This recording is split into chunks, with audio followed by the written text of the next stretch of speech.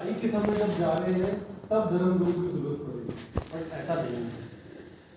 धर्म गुरु की आवश्यकता हर यूनिट में हमें इसलिए पड़ती है क्योंकि हमारे जो हमारा देश है उसमें रहने वाले विभिन्न विभिन्न जातियों को, विभिन्न विभिन्न रिलीजन को बिलोंग करते हैं, लेकिन हमारा मूल सबका एक ही है। मूल क्या है कि हम लोग कहीं ना कहीं किसी न किसी अदृश्य शक्ति में विश्वास करते हैं कि वो हमारी रक्षा करेगी, चाहे वो हिंदू हो, चाहे मुस्लिम हो, चाहे सिख हो, चाहे क्रिश्चियन हो। कोई ना कोई ऐसी शक्ति पे विश्वास रखता है कि जब मैं कोई मुस्लिम वाला काम कर रहा हूँगा ये शक्ति मेरी रक्षा करेगी, या जब मैं कोई विपत्ति में पड़ जाऊं तो मैं उस शक्ति की तरफ देखता हूं कि मुझे इससे क्या है, इस विपत्ति से बाहर निकालेगी।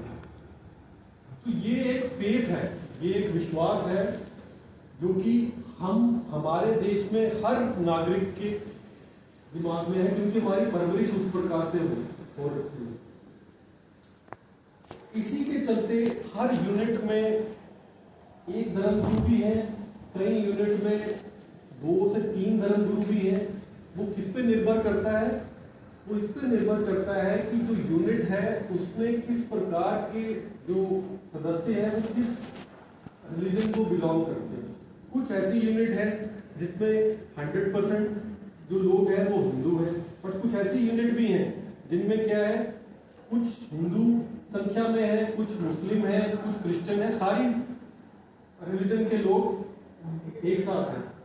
इसीलिए भारतीय सेना में एक जो टर्म यूज की जाती है वो यूज की जाती है सर्वधर्म स्थल। सर्वधर्म स्थल क्यों यूज किया जाता है? क्योंकि भारतीय सेना किसी भी रिलीजन के ऊपर कोई भेदभाव नहीं करती है। भारतीय सेना जो है एक अकेली संस्था है पूरे देश में जिसमें कोई भी जाति, कोई भी रिलीजन के नाम पे कोई रिजर्वेशन नहीं है। सबको समान अधिकार है आने का और वहां पे सर्व करने का। जैसे अभी आपके प्रोफेसर साहब बता रहे थे कि जो धर्म गुरु का जो ओहदा है, जो धर्म गुरु का जो स्थान है वो सिर्फ ब्राह्मण जाति वालों के लिए ही लागू नहीं है, वो सबके लिए लागू है। तो मैं ये क्लियर कर देना चाहता हूं कि सिर्फ सर्वधर्म जो स्थल है या जो हमारे धर्म गुरु है सिर्फ वो ही नहीं, समस्त पद भारतीय सेना के, उनमें कोई भी जाति, कोई भी रिलीजन का कोई लेना देना नहीं, ना किसी की रिजर्वेशन है और ना किसी का कोई विशेष अधिकार है।